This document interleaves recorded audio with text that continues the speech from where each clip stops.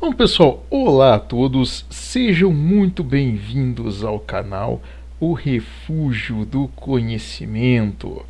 Bom, pessoal, hoje aqui nós vamos falar aqui a respeito de um assunto mais atual, né? Vamos ter aqui dos nossos contextos aqui de estudos, né? E vamos falar aqui a respeito de um evento, o qual está ocorrendo aí nos dias em que esse vídeo está sendo feito, né? Que são aí os Jogos Olímpicos, né? As Olimpíadas de 2024 na cidade de Paris, capital da França, né? Aqui nos referindo não à França no contexto histórico de forma nenhuma, né? Nós ainda nas nossas séries, né, de estudos vamos abordar a respeito da França, que tem uma história incrível, né, se não uma das mais maravilhosas do mundo, uma das histórias mais impressionantes, né? Porém a França moderna e atual não é nem sequer de perto um espírito do que foi essa história, né? Enfim, o que é muito triste, né? Mas não vamos entrar nesse contexto, vamos falar a respeito aqui da questão atual, né? Dos Jogos Olímpicos de 2024 e aí vamos dizer assim, as galhofadas, vamos dizer assim, as incoerências e, enfim, vamos colocar aqui entre aspas, podridões, né, que estão ocorrendo nesses jogos aí, que são realmente absurdas, e não é só o Senna, tá, que é podre, mas enfim, as Olimpíadas em si estão sendo, né, em muitos sentidos. E nós vamos falar justamente a respeito de como vamos dizer assim, o ideal, vamos dizer assim, o sonho, o projeto, vamos dizer assim, visionário do Pierre de Coubertin, né, um indivíduo que recriou, né, os Jogos Olímpicos aí da era moderna, como que esse sonho, vamos dizer assim, esse projeto, né, esta ambição, ela foi de certa forma aí, podemos colocar assim, pervertida, né, de certa forma aí nos tempos atuais, né? Nós vamos falar um pouco a respeito dessas situações, né, aí e dos acontecimentos aí ocorridos nos jogos, né, nesses dias, e também alguns comentários a respeito aí do que vem a ser aí propriamente, né, a questão dos Jogos Olímpicos.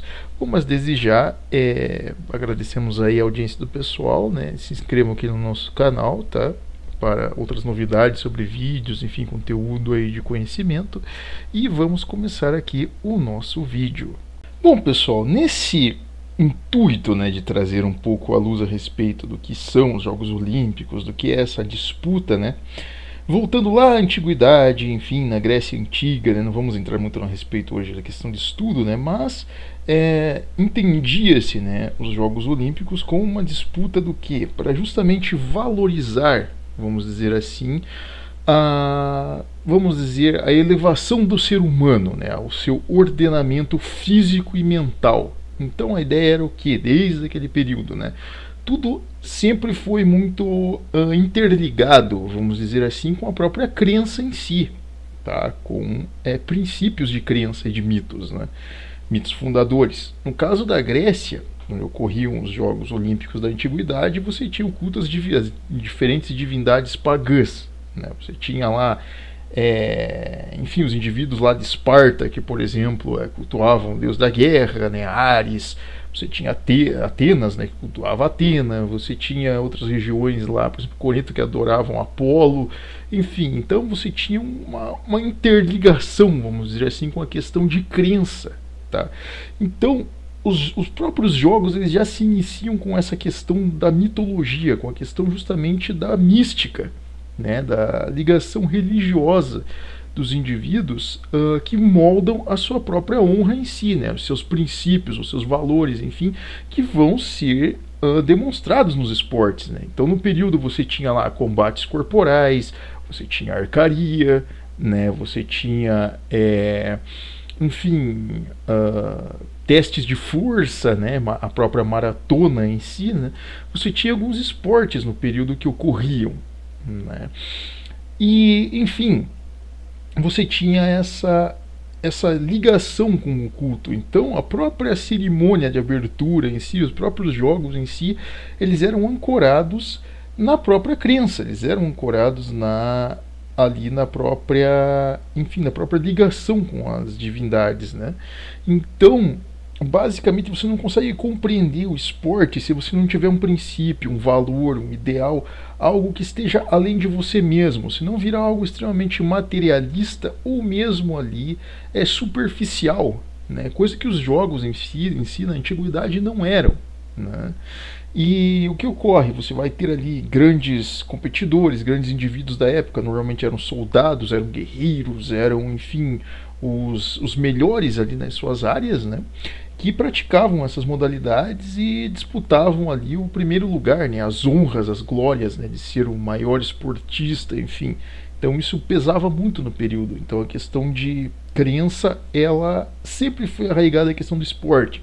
Quando dizem, o esporte ele é uma coisa, enfim, disforme na história, né? Algo que, digamos, as pessoas não têm nenhuma ligação com crença, que sei lá, simplesmente entretenimento barato. Não é. Na verdade, todo o esporte ele tem um fundamento, né? Ali em si, por mais simples que ele seja, ele tem uma cultura embutida nele. Você pode ver em todo o esporte que você ver, basicamente, ele vai ter uma cultura entrelaçada, né? Quando você vê, por exemplo, a luta olímpica, né, que a gente chama o wrestling, ele tem ali o surgimento dele lá na antiguidade, na Suméria. Uma das artes marciais mais antigas do mundo é a luta corporal, né? Só que o que acontece? Você tem uma mística nisso, que é a mística do guerreiro mais forte. Então você tem ali o culto, por exemplo, a Hércules, você tem o culto, por exemplo, a Ulisses, né? A Aquiles, no caso o culto à força. Então você tem uma ligação do wrestling com a questão do indivíduo ser forte, ser íntegro, ser ali quase que místico nesse sentido, né? Um indivíduo cuja força ela é além do normal. Então você tem uma ligação com isso. Por exemplo, você vai pegar a arqueria, por exemplo, ali o arco e flecha, né, o tiro com arco, uma das modalidades também extremamente antigas, tem a ver com destreza, tem a ver com, vamos dizer assim, agilidade, né, com uma espécie de liberdade. Por exemplo, você pega ali na própria história em si os mongóis, que eram grandes arqueiros. Você pega, por exemplo, dentro dos próprios reinos cristãos, os ingleses eram excelentes arqueiros.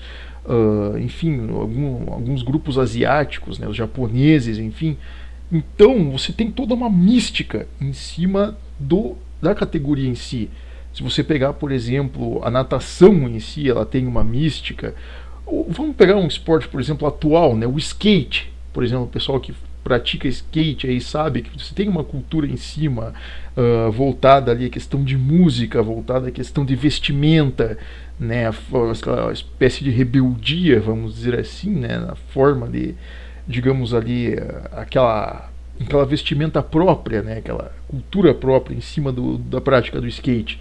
Então, o esporte ele queira ou não, interligado a uma mística, a uma crença. Então o esporte ele não é algo simplesmente vago. Então isso desde a antiguidade já era, vamos dizer assim, compreendido pela sociedade, né? E no período cristão não foi diferente. Quando você pega, por exemplo, na Idade Média, as pessoas pensam, não tinham Jogos Olímpicos na Idade Média. Muito bem, a Olimpíada ela terminou lá na Grécia enquanto estilo de cidades-estado, né? Em Roma não existiram jogos desse tipo, mas os esportes continuaram, né? A Roma era um império tão grande que abrangia outras nações. Então você tinha várias práticas esportivas dentro do Império Romano. Você tinha, por exemplo, a arcaria, que continuava. Você tinha a luta de gladiadores, né? Algumas não letais. Você tinha, enfim, wrestling. Você tinha ali disputas de orientação, por exemplo. Então você tinha alguns esportes que realmente ocorriam, parte náutica, por exemplo, né? Então você tinha esportes que continuavam ocorrendo dentro de Roma. E isso não mudou dentro da Idade Média também. Do contrário, surgiram outros esportes, né? Você tem ali o surgimento da luta não letal com espadas, né? A luta de espadas ali não letal, para treinamento, né, que vai dar origem futuramente, digamos ali, à esgrima, né? Então você vai ter ali a justa, né, que era aquele combate lá dos dois cavaleiros, né, que iam com duas lanças sem pontas, né, para se degladiarem, quem derrubasse o outro do cavalo vencia. Isso aí também era uma espécie de combatividade. Então é um esporte também. Então nas culturas ao redor do mundo, vamos dizer assim, você tem o esporte sempre atrelado a uma mística, um princípio atrelado a valores, e isso não muda, né?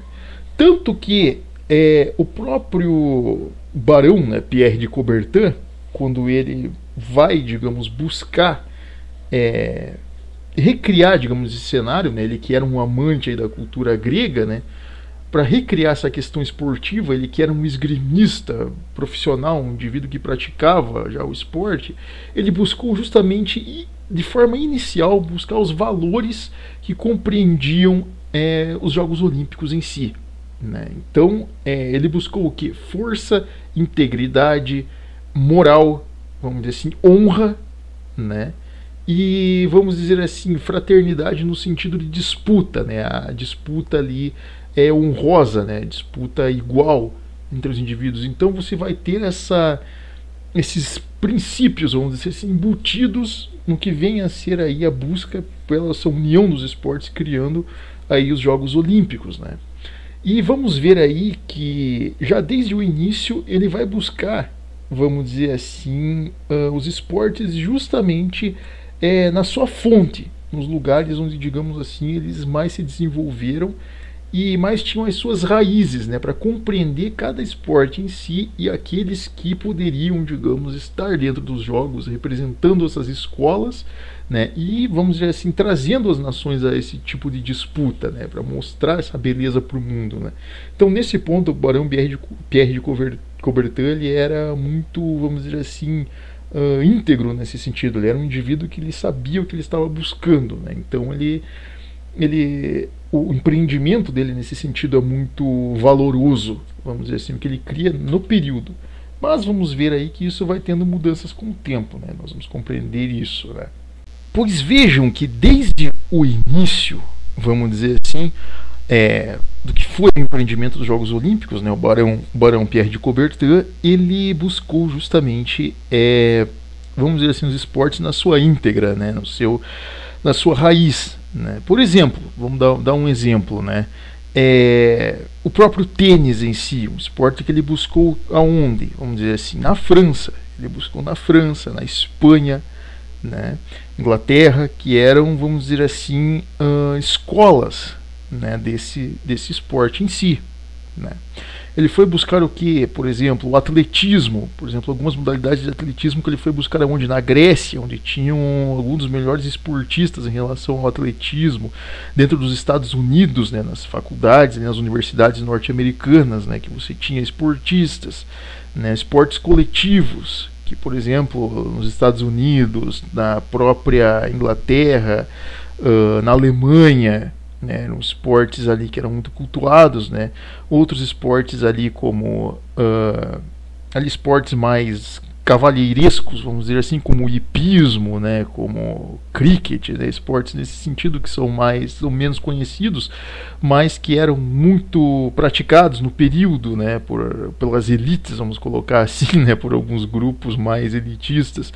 Ele também buscou nos países que eram escolas, então ele sempre foi nesse sentido. E alguns dos esportes, o que é muito interessante, principalmente alguns esportes coletivos, esportes voltados ao wrestling, ou mesmo a própria esgrima, da qual ele era praticante, eram modalidades esportivas as quais algumas das principais escolas eram mantidas por instituições religiosas. Então eram frades, eram monges, eram padres que controlavam, que, vamos dizer, administravam essas instituições. Olha que coisa interessante. Né? Lembrando que até o próprio basquete, por exemplo, é um esporte criado aí por religiosos, né? Para quem não sabe. Né? Então, vamos dizer assim que o Barão ele buscou, digamos assim, dentro de cada raiz, de cada fonte, o esporte em si, para que ele compreendesse os fundamentos, ele pudesse trazer esse esporte para dentro dos Jogos Olímpicos, para mostrar esses são os Jogos Olímpicos da modernidade, né? Os esportes que aí eles representam, né, trazem aí a questão do mundo moderno, né, das nações modernas, porém vamos dizer assim, com seus princípios e valores. Então ele queria buscar isso desde o início, né? E realmente, desde lá de 1908, mais ou menos, que foi a primeira edição dos Jogos Olímpicos, se não me engano, em 1908, né? Você tem até edições passadas ali. O que ocorre? Você vê, inclusive, as pessoas ali disputando os jogos com, vamos dizer assim, aquele intuito do espírito esportivo real. E o que seria o espírito esportivo real? Você não está buscando uma medalha simplesmente por patrocínio, por um status barato, material, né, por propaganda, enfim. Não, na realidade era justamente para o esportista ele mostrar para o mundo que, digamos, ele era, vamos dizer assim, o melhor, né, o mais excelente, o mais capaz, vamos dizer assim, o mais competente naquele esporte, né, o qual ele representava ali a sua escola, né.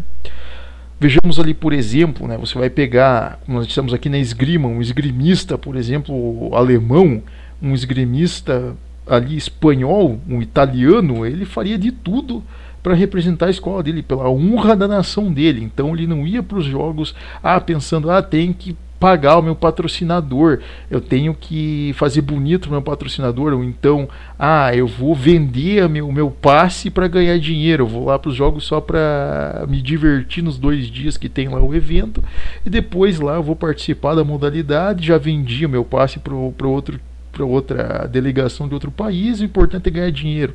Não era assim. Ou questões de apostas, por exemplo, que nem hoje ocorrem os tais dos bets, né? Isso não ocorria antigamente, existiam apostas, logicamente, mas a questão é que o esportista ele estava indo disputar aquela modalidade justamente pela questão do reconhecimento da honra em si, do seu, vamos dizer assim, de trazer o brilho ali da sua nação, de representar a sua nação e que a sua nação fosse a vencedora. Então isso ocorria muito nas categorias no início. Então os maiores recordes, os recordes mais incríveis, eles começam justamente nos primeiros Jogos Olímpicos, justamente quando as pessoas tinham esse intuito, né? Era algo muito mais rústico, muito mais simples, logicamente, não tinha todo o holofote que existe hoje em dia, era muito mais limitado, né? Até porque não existiam organizações internacionais no período, até existiam uma ou duas, né? Como por exemplo a Liga das Nações, né? Mas só que era algo extremamente limitado. Então eram as próprias nações que se organizavam, né, através desse comitê, digamos, criado pelo Barão de Pierre de Coubertin, por excelência, um comitê aristocrata e não um comitê, vamos dizer assim, burocrata, que é uma coisa diferente da outra, né, que organizava os jogos. E foi assim por cerca de 20 ou 30 anos. Né? Nós tivemos ali algumas edições dos Jogos Olímpicos até a década de 30, inclusive na própria Alemanha nazista. Né? Houve uma edição das Olimpíadas na Alemanha nazista. Né? Um dos fatos, né, digamos aí, que ocorria, né, no caso das Olimpíadas antigas, era o que? No período olímpico, na questão, voltando à parte de crença, ocorria que o que? Os Jogos Olímpicos eles eram tidos como um período de paz. Olha só, um período no qual as nações elas não se degladiavam.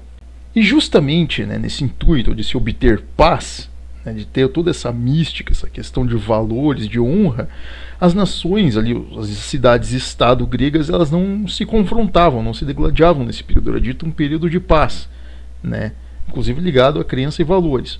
O próprio Barão Pierre de Coubertin, né, ele pensou dessa forma também em cooperar para que houvesse, digamos ali, vamos dizer assim, o cessamento de conflitos. Porém, nós vamos ver aí que nos Jogos Olímpicos das edições modernas isso não ocorreu. Do contrário, os jogos inclusive foram paralisados, né, durante a Segunda Guerra Mundial, justamente pelo conflito das nações, né, porque era impossível você conseguir fazer qualquer tipo ali de evento esportivo dadas as circunstâncias, né, do que estava ocorrendo no mundo, genocídios e coisas terríveis, né, que impossibilitavam realmente qualquer contato humano, né. Temos que ver por esse lado também. Mas quando vemos aí justamente essa questão do que se buscavam os jogos em relação a essa aristocracia, tinham valores, tinham princípios, né, dos quais as nações elas seguiam, né, do qual, digamos assim, se faziam os jogos ali realmente impressionantes, né? Porém, o que acontece? Quanto que isso vai mudar? Vamos dizer assim, até aí você tinha certos princípios. Lembrando que já no início do século XX você já não tem uma interferência, vamos dizer assim, não é interferência, mas você já não tem mais um embasamento moral, por exemplo, do próprio cristianismo em si, que poderia ser algo impressionante, como foi alguns esportes na Idade Média, por exemplo. Né? Infelizmente você não tinha mais isso. E a situação, ainda assim com a aristocracia, ela se mantinha cavalheiresca. Porém, esse cavalheirismo, essa disputa honrosa, né, esses valores, os quais o Barão Pierre de Coubertin ele tanto lutou, né, no empreendimento dele para que ocorressem dentro dos Jogos Olímpicos, eles vão começar a ser quebrados. Por quê? Vamos entender esse sentido, né, para que a gente chegue aí nos Jogos Olímpicos da nossa edição desse ano. Né. O que acontece? Depois da Segunda Guerra Mundial, é criado uma organização chamada Organização das Nações Unidas, conhecida como ONU. Né?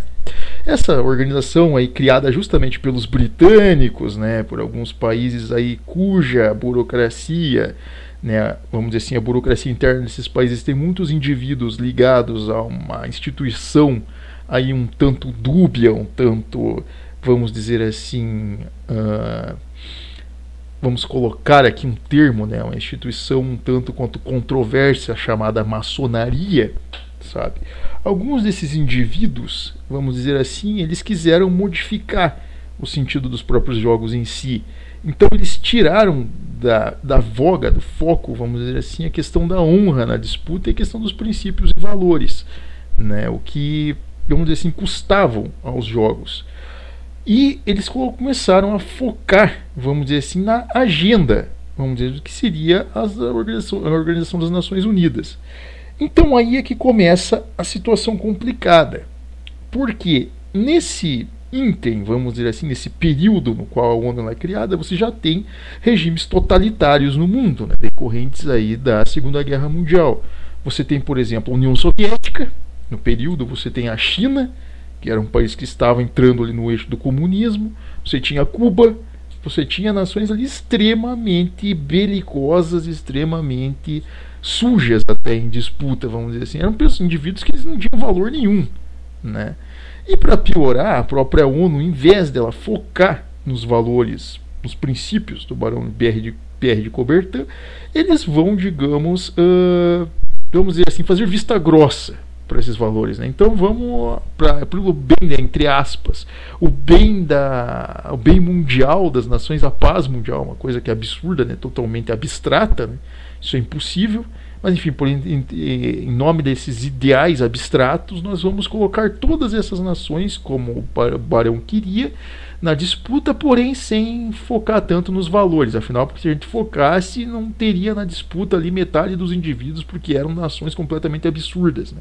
Imagine, você está lá na década de 50, né? Voltamos a falar aqui, você tem nações ali livres, muito bem, você tem os Estados Unidos, você tem Brasil, na época, um regime ali, vamos dizer assim, semi-democrático, vamos dizer ali, como o Juscelino Kubitschek, né? Enfim, você tem ali as nações latino-americanas, você tem a Europa Ocidental, com todos os países livres ali, você tem alguns países africanos, né, independentes, né, e alguns países ali na Ásia Central, enfim, Austrália, você tem Japão, você tem alguns países livres. Porém, volto a dizer, você tem 70% da África completamente mergulhada ali no totalitarismo, mergulhada em guerras tribais, né, em nações que não sabem nem se são ou não são nações. Você tem pelo menos 3 ou 4 nações, entre aspas, comunistas, impérios comunistas, que, enfim, não tinham nenhuma ligação com valor esportivo nenhum, eles não têm nem valor constitucional, né, nenhum valor de crença, quiçá de esporte, né? Então, por muito tempo, né, o que se criou, digamos aí, que a ONU criou esse dito Comitê Olímpico Internacional, tal do COI, né, essa organização sempre fez vista grossa para esse tipo de grupos étnicos, né, esses grupos aí que entravam nas disputas justamente de forma suja. Então, o que ocorria? Isso já desde a década de 60, 70, isso já ocorria. Então você tinha o quê? Que depois de muitos anos eles tiveram que inventar uma coisa chamada antidoping. Por quê? Muitas nações colocavam lá esportistas para disputar, vamos dizer assim, de forma completamente ilegal. Por exemplo, um indivíduo que às vezes você tinha uma modalidade da qual o indivíduo tinha que estar em certo peso, o indivíduo tinha mais massa muscular, o COI fazia vista grossa para aquela nação colocar aquele indivíduo lá pelo bem mundial, pelo bem da paz mundial, vamos colocar o indivíduo lá na disputa. O cara competia de forma completamente ilegal. Por exemplo, na ginástica, né, que se usa muito musculatura, esportes coletivos, né, se bem que ainda assim essas nações não eram tão fortes nos coletivos, né, mas principalmente nos individuais, por exemplo, ginástica, por exemplo, lutas, levantamento de peso, esgrima, tênis, por exemplo, você colocava indivíduos que não tinham nenhuma, vamos dizer assim, como é que eu vou dizer assim, não estavam adaptados, não estavam equalizados com os outros competidores. Então isso já era desigual, né? Então você vai ver a União Soviética praticando esse tipo de bizarrice. Você vai ver, por exemplo, a China fazendo esse tipo de experimento. Você vai ver, por exemplo, nações ali como Cuba, por exemplo, né, que tinham treinamentos, vamos dizer assim, tanto na China quanto em Cuba, eram treinamentos extremamente agressivos e desumanos com os atletas, né. Algumas nações do Oriente Médio, inclusive, né, o Irã, por exemplo, né, o Irã e o Iraque, por exemplo, que eram ditaduras, né, uma controlada pelos ayatollahs e a outra controlada ali pelos grupos terroristas, ali, né, os grupos, vamos dizer, radicalistas. Eles enviavam os atletas justamente com programas de treinamento completamente agressivos, né, desumanos, para que o indivíduo ele realmente jogasse ali com toda a agressividade dele, para tentar derrubar mesmo o oponente de qualquer forma. E se ele fosse derrotado, ele era castigado quando voltasse para a nação dele. Um exemplo disso ocorreu, se não me engano, foi numa Copa do Mundo, uma disputa olímpica de futebol, na qual uma seleção do Irã, se não me engano, perdeu para um país cristão, né, a Copa. E o que acontece? Aquela seleção, ao retornar, metade deles foram executados pelo governo revolucionário, pelo governo lá radicalista islâmico. Então olha a situação. Quando você não tinha uma situação de um programa de treinamento agressivo, era justamente a famosa máfia do apito, né? Então o que acontecia? Chegava lá a seleção, a delegação de tal país, né? E a burocracia daquele país ia lá e comprava a disputa basicamente na base do dinheiro. Então acabou que chegava lá, comprava a arbitragem, enfim, fazia vista grossa para o tempo, para disputa para performance do atleta, e ele ia ganhando ali pódios, ali medalhas ali na base do tapetão. Isso aconteceu muito, inclusive nos Jogos Olímpicos aí na segunda metade do século XX, justamente porque algumas nações, vamos dizer assim, satisfeitas com o resultado dos seus atletas, porque não investiam, ou, digamos, os seus programas de treinamento eram extremamente abusivos e não funcionavam muito bem, então iam lá e compravam resultados, né? Então isso ocorria muito, né? Em algumas escolas e algumas modalidades esportivas isso acontecia quase que frequentemente, né? Pois então imagine, você tem toda essa carga, vamos dizer assim, de problemas, né, que já ocorrem dentro aí do próprio COI, né, do Comitê Olímpico Internacional, por todas essas questões, né, por disputas um tanto quanto suspeitas, né, resultados um tanto quanto suspeitos para alguns países, programas de treinamento abusivos, né, o uso de drogas, né, drogas no sentido de injetáveis e coisas ali para aumentar a performance de metabolismo, né, do corpo dos atletas, enfim, que garantiu por muito aí algumas vitórias aí de alguns países aí, não vamos falar quais, né, mas que o pessoal já sabe aí, né, alguns países aí meio totalitários, né, que já conseguiram algumas vezes vitórias dessa forma, né, assim como a vitória através aí do apito, como a gente acabou de dizer, né, através aí da compra de resultados, né, que isso ocorreu muito, né. Mas aí nós chegamos aí na situação moderna atual com qual nós encontramos, com progressismo, né, com pautas aí de questões sexuais, questões aí, vamos dizer assim, até um pouco berrantes, até que não deveriam se enquadrar dentro da questão esportiva por razões biológicas, inclusive, né?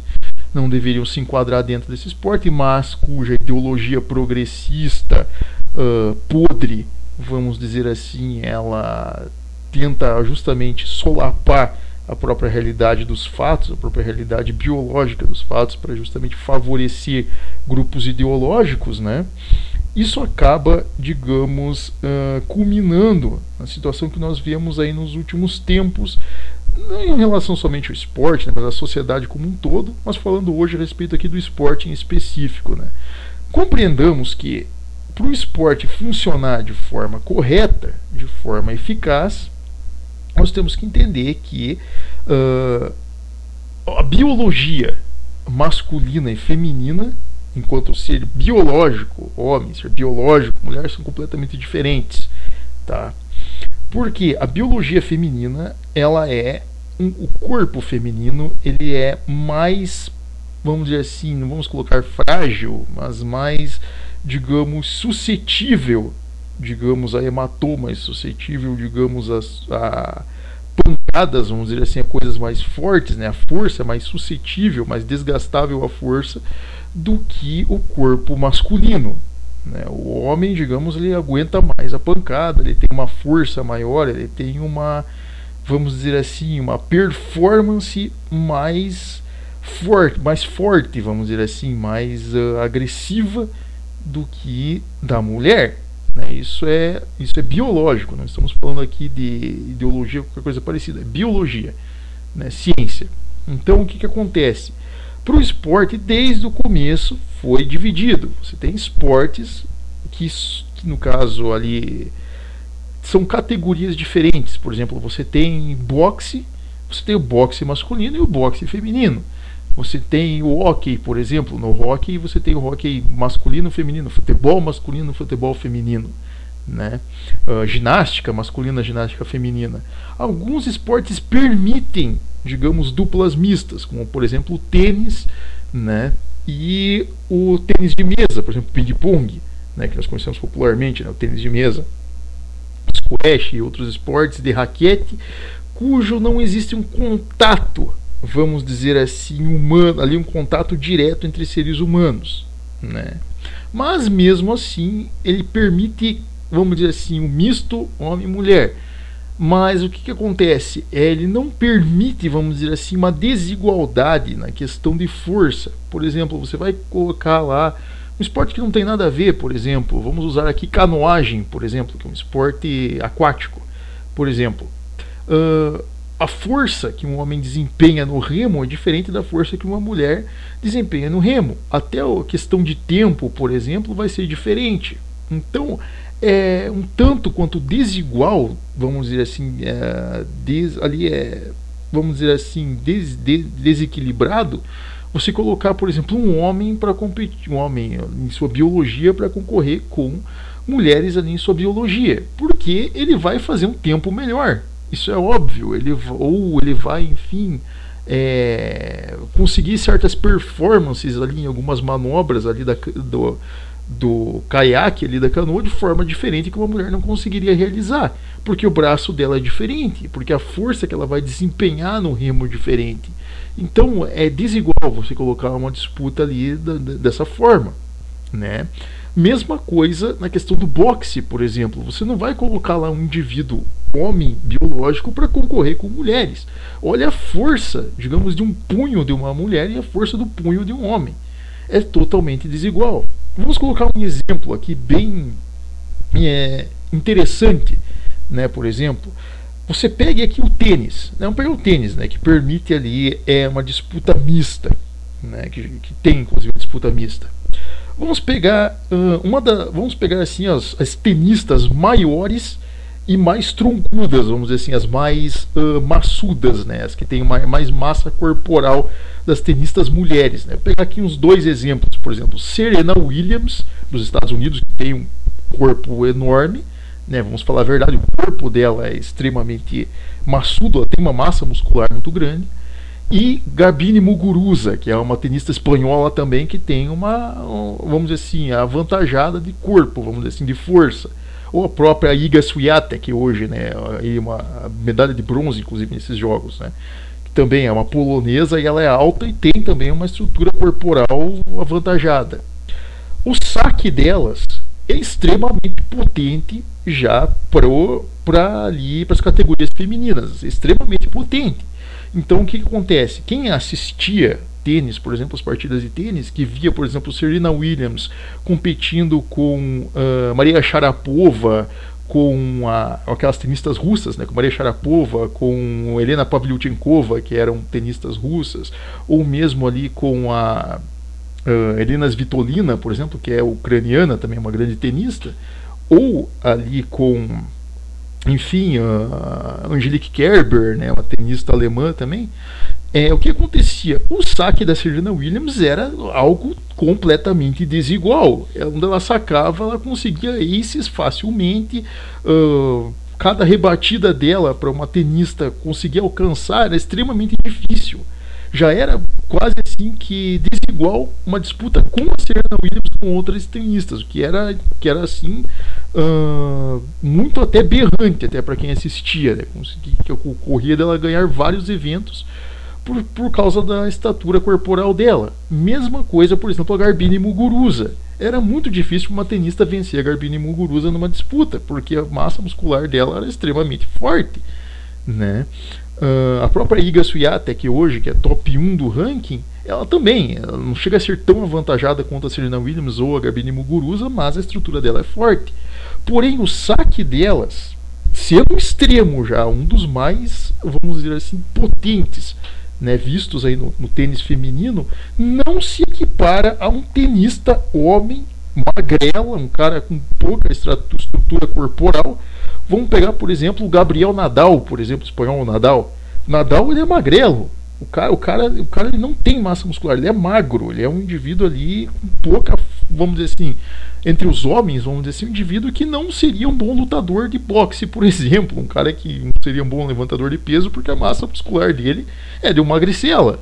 E o saque dele no tênis é mais forte, ele sendo um cara magro, ele tem agilidade, o ponto forte dele é agilidade, mas o saque dele é mais potente em quilômetros, em velocidade. O saque dele é mais potente e mais forte que o da Serena Williams. Então, para você ver, olha a situação. É impossível você colocar, por exemplo, numa disputa, não sendo obviamente um misto ali, né? É impossível você colocar o Nadal, por exemplo, para disputar com uma tenista mulher. Isso é impossível, não tem como biologicamente.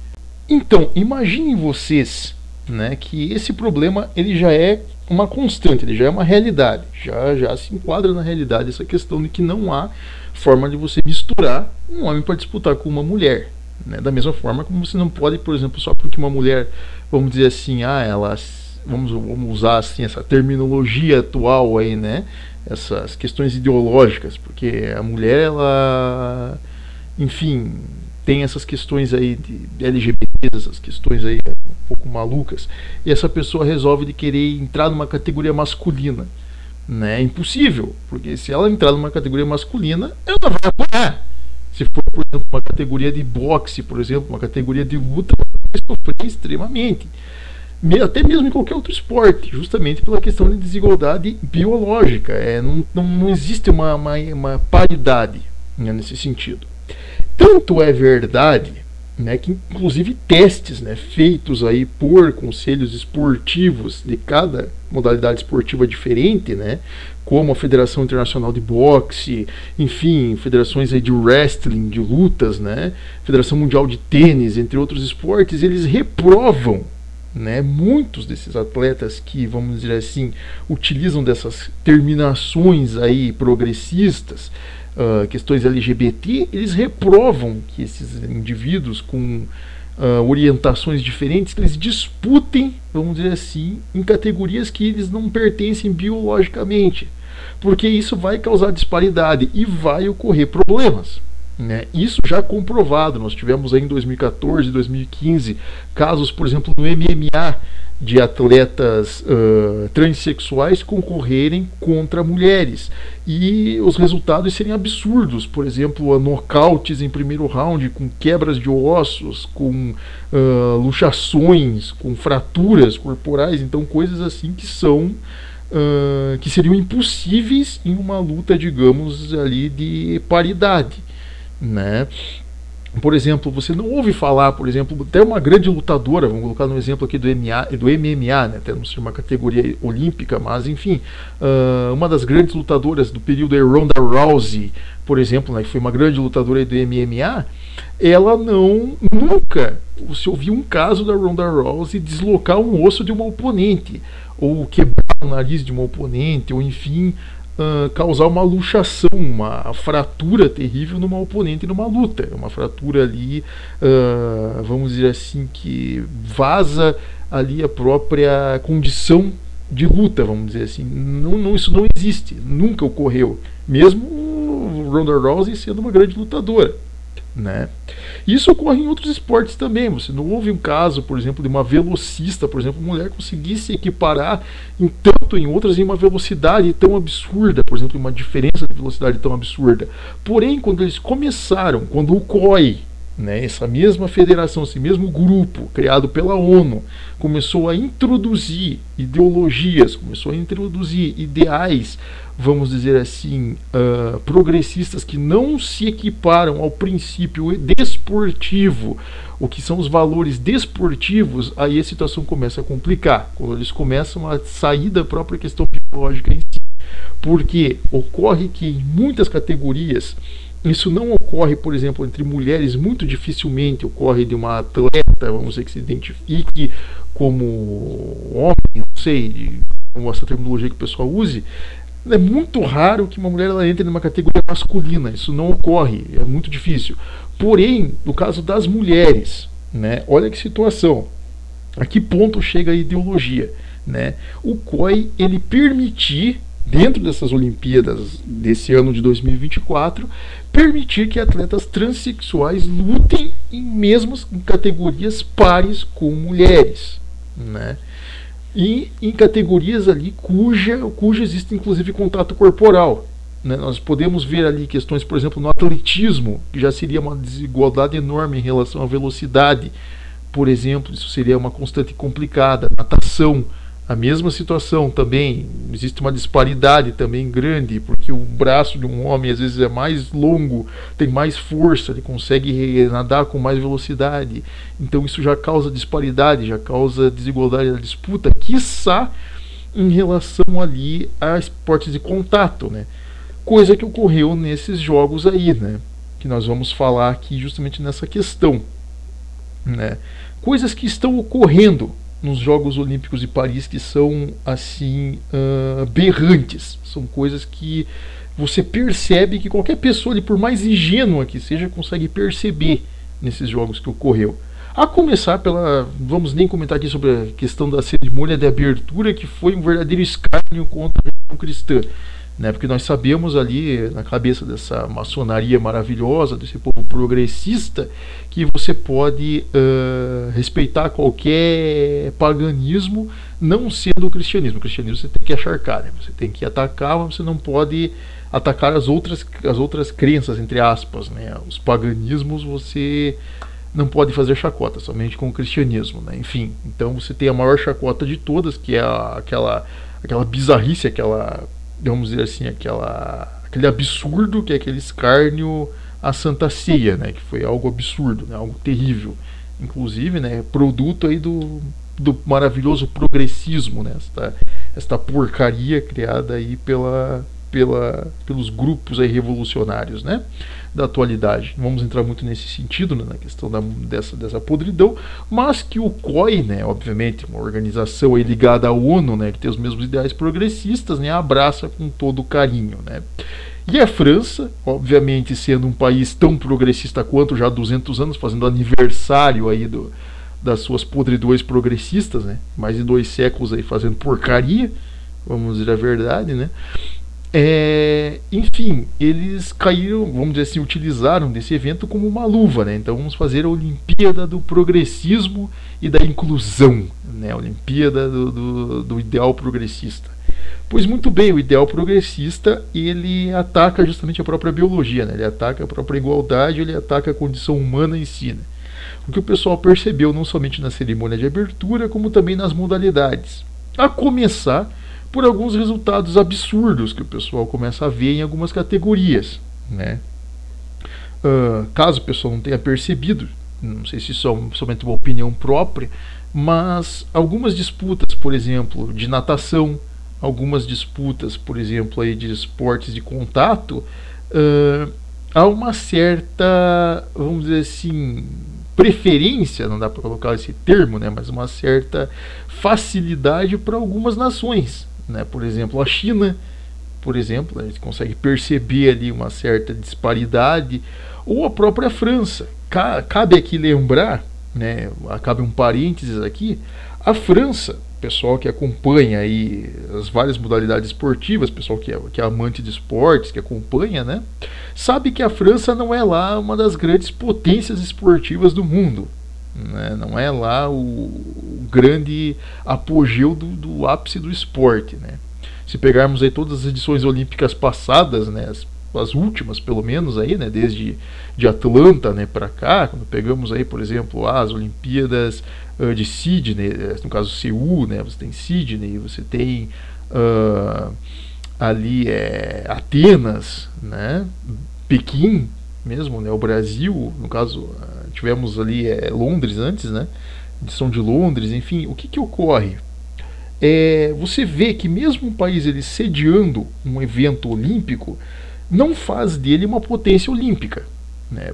Podemos perceber isso. Só se o país ele tem uma escola de muito tempo, um programa de treinamento que leva muitos anos para que ele se torne uma potência, ou que ele seja um centro esportivo, como o caso dos Estados Unidos, né? Cujo metade das modalidades esportivas basicamente nasceu lá.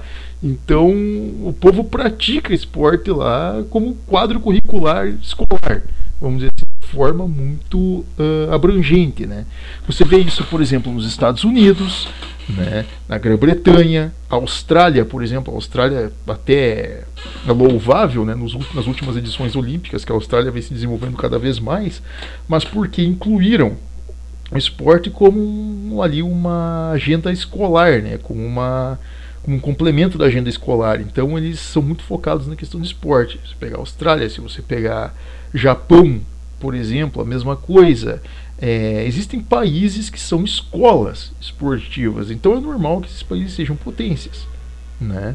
Quando pegamos, por exemplo, ali a Coreia do Sul, né, hoje ocorre que alguns países estão também se desenvolvendo, por exemplo, na questão de lutas corporais, por exemplo, que aqueles países do leste europeu, por exemplo, Ucrânia, Azerbaijão, Cazaquistão, aqueles países lá que o povo quase não conhece, a Armênia, estão se tornando potências nessas modalidades, mas porque há anos vem desenvolvendo essa escola, né?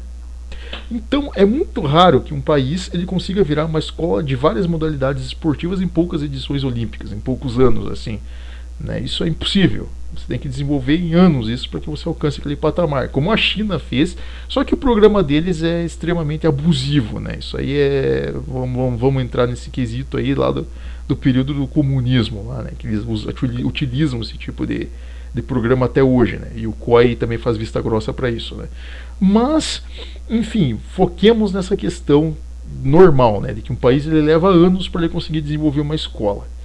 Vamos pegar, por exemplo, o caso da França. A França está conseguindo uma quantidade absurda de medalhas nesses Jogos Olímpicos, porque eles estão sediando e sendo a sede dos Jogos.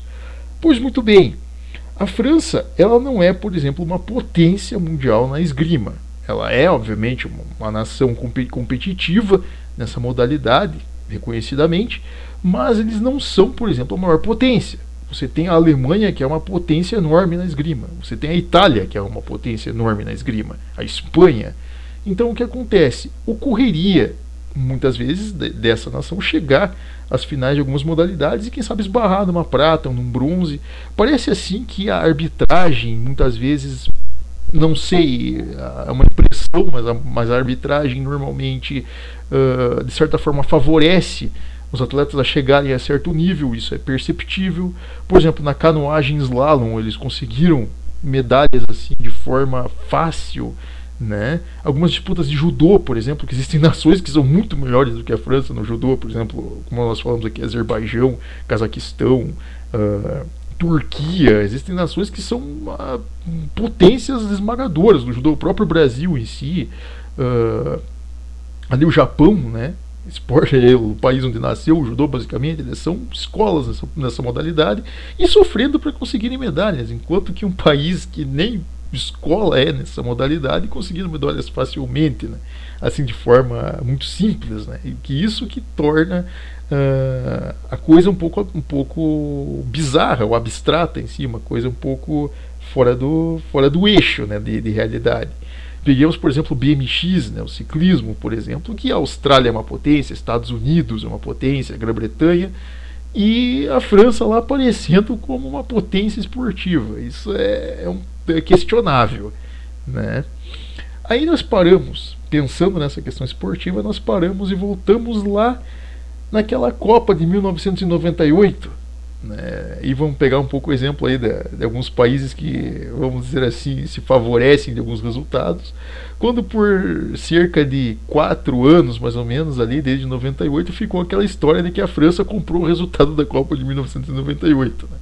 Que existe essa história ainda muito recente na cabeça das pessoas, de que a França comprou um resultado de que uma seleção, como o caso da seleção brasileira, que vinha de resultados incríveis numa Copa do Mundo, sem impor nem tirar, vamos dizer assim, sem ir nem beira de uma final, começa a jogar de forma extremamente ruim e perde uma Copa, vamos dizer assim, para uma seleção que não era um nível tão grande assim como a França.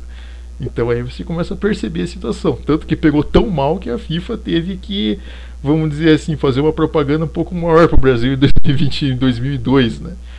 Obviamente o Brasil foi reconhecido aquela vitória, enfim, da Copa de 2002, né, merecidamente, mas teve que dar aquela facilitadinha, né, a FIFA, porque pegou muito mal a situação de 98. Aí voltamos agora em 2024, porque a França também está sediando, né, uma Olimpíada, então parece que o COI ao mesmo tempo meio que passa a mão na cabeça ali do seu companheiro progressista de um país, né, que é tão ligado, né, às pautas da ONU. Então vamos fazer aquela passação de pano, né, um dá as mãos pro outro ali e a gente vai meio que se ajudando nos resultados, né. Então isso é meio que perceptível, né, quando você vê algumas categorias. Posso estar errado, mas é algo que é perceptível ali nos jogos, você consegue perceber nas categorias, né? Infelizmente. Outra situação também, voltemos a essa questão aí dessas pautas ideológicas, é justamente aí no boxe, né? Quando você pega atletas ali transgêneros que não deveriam estar naquela categoria, poderia existir uma categoria específica para esses indivíduos, porém o COI, não preferindo fazer isso, prefere criar ali ideologias absurdas e colocar atletas transgêneros para concorrerem com mulheres. O caso dessa argelina que literalmente em 35 segundos de um primeiro round de luta de boxe quebra o nariz de uma oponente italiana, né? Detalhe, nunca nos Jogos Olímpicos uma atleta quebrou a cara de outra atleta, literalmente, né? Então olha que situação complicada, né?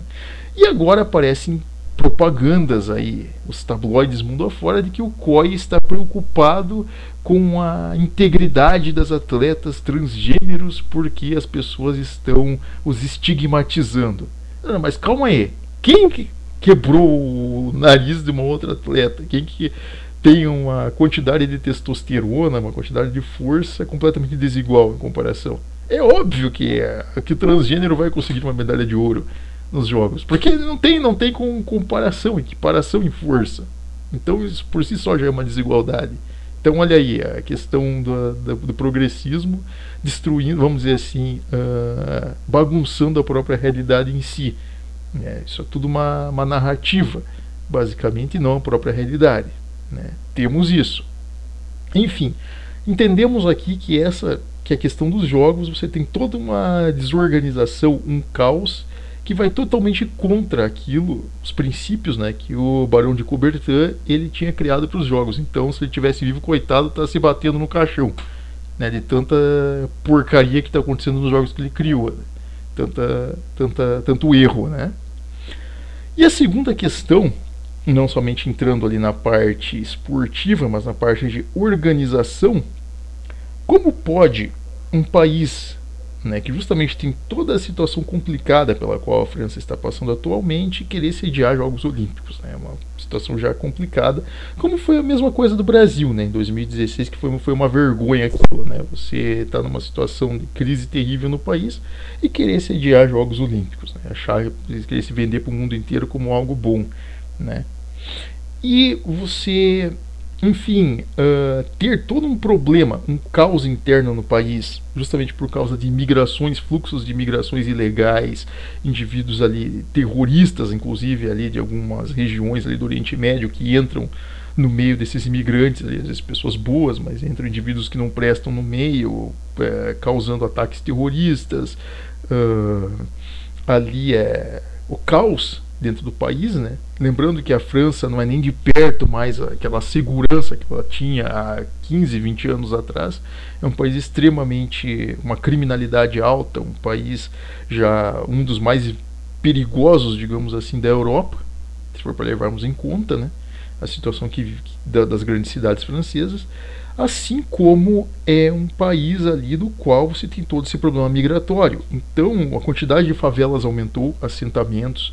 No caso, existem regiões ali da própria capital de Paris, as quais se tornaram subúrbios ali, vamos dizer assim, ali periferias, né, de imigrantes ali em situação ali terrível, né, pessoas ali que, digamos, moram na rua, indivíduos que moram em estações de metrô, então aquilo ali virou um caos terrível. E é tão absurdo como o COI, né, como ali a própria França em si maquiam, né, a própria aparência da situação para que o mundo ache que, digamos, a França ela continua sendo aquela França do século XIX, a França ali do início do século XX, aquela França Belle Époque, né, aquela França ali, enfim, lá anos 20, né, aquela França bonita ali, né, que na realidade ela não existe mais, né, é uma França ali completamente globalizada, completamente destruída ali pelo caos em si, né, no qual existe uma insegurança da própria população em si, mas que, enfim, o governo ali quis vender com uma maquiagem, uma roupagem de que estivesse ali na melhor das situações. E prova disso, né, uma das situações mais bizarras foi a prefeita de Paris, comunista por sinal, né, de esquerda, que resolve de tomar um banho no Rio Sena, né, ali para todo mundo observar, justamente na presença do presidente, o Macron, né, sujeito aí muito progressista, né, no qual a indivíduo pula dentro da água, né, ali com os seus secretários, né, resolve tomar um banho no Rio Sena, no meio das fotografias, dizendo, não, o rio ele está limpo, né, para os jogos, olha que beleza, nosso rio ele está completamente limpo, completamente preparado, né? Nós fizemos a dragagem do rio, nós limpamos um rio que está há 150 anos poluído ali por esgotos, né? Querendo se comparar, digamos, ao que Londres, né? No caso que os ingleses fizeram em Londres lá no rio Tâmisa, né? Lembrando, uma barragem, aquele processo de limpeza do rio Tâmisa levou cerca de 10 a 20 anos, né? Para ficar concluído, para você dizer, não, é um rio limpo. E ao mesmo tempo, ainda assim, com o processo que foi feito lá, né, que hoje não existem mais esgotos no rio Tâmisa, é um rio com padrões de, vamos dizer assim, de potabilidade, né, vamos dizer assim, né, de água potável, vamos dizer assim, são padrões bons, vamos dizer assim, ainda assim é proibido vamos dizer assim, o mergulho naquele rio, as pessoas ficarem tomando banho no rio Tâmisa. Né? É permitido navegação, permitido esportes de natação, esportes ali para eventos esportivos é 100% liberado, mas ainda assim para banho comum assim das pessoas não é. É um rio que ele, mesmo tendo todo esse processo de limpeza, o governo britânico não libera o banho naquele rio. Porém, na França, um rio que estava há 150 anos poluído, podre por esgoto, um dos rios mais poluídos da Europa, a partir de agora não, nós fizeram um processo de dragagem lá de 5 anos no rio, lá fizeram alguma limpeza por causa das Olimpíadas, não, agora tá limpo, tá igualzinho o rio Tâmisa, pode entrar dentro que não tem problema. Vão lá os atletas do triatlo fazer a a participação deles, né? A modalidade deles.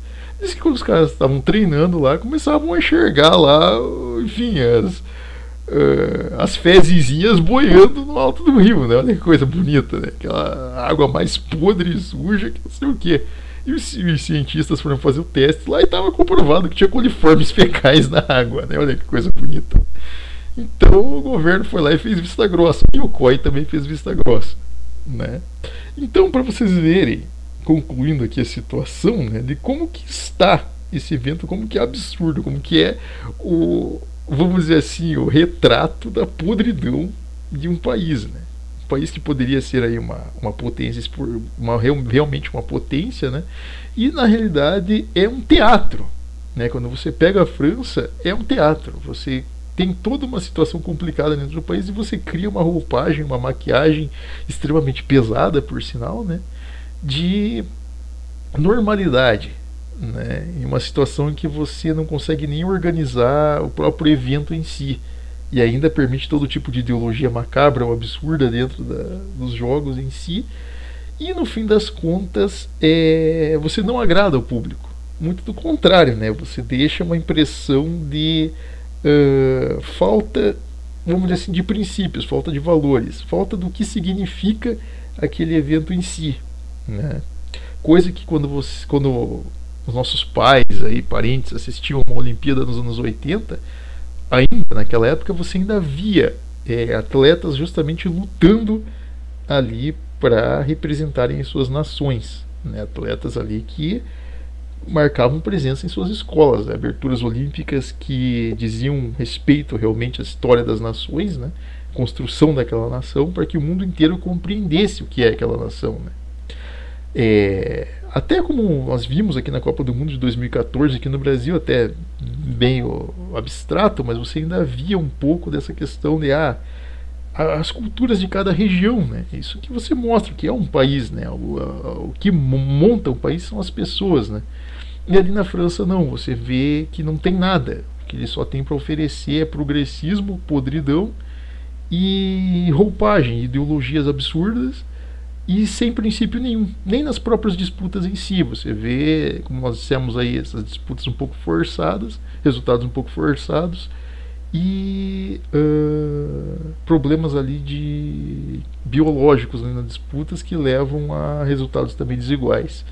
Então a impressão que fica, o resultado que fica final enfim, um dos grandes eventos mais importantes, um dos eventos mais bonitos que deveriam ser, né, dentro do esporte, se tornam um motivo de escárnio, né, um motivo de piada, um motivo de vergonha, né, infelizmente, né. E a França nesse ponto aí está levando a medalha de ouro na categoria bizarrice, né, extremamente bizarro. Bom, pessoal, espero que tenha sido uma análise aí, que o pessoal tenha visto, né, a respeito do que foi o início dos Jogos Olímpicos, o que está sendo aí o paralelo com a nossa edição atual, né, e tirem aí as suas conclusões a respeito, né, se o que nós falamos aqui é certo, se não é, mas é a impressão que fica, né, como nós dizemos. Bom, pessoal, espero que tenham gostado aí da nossa análise. Deixem aqui o like no canal para outras novidades, né? Aí deixem um comentário a respeito. Bom, e nos vemos aí no nosso próximo encontro, né? Desde já, muito obrigado.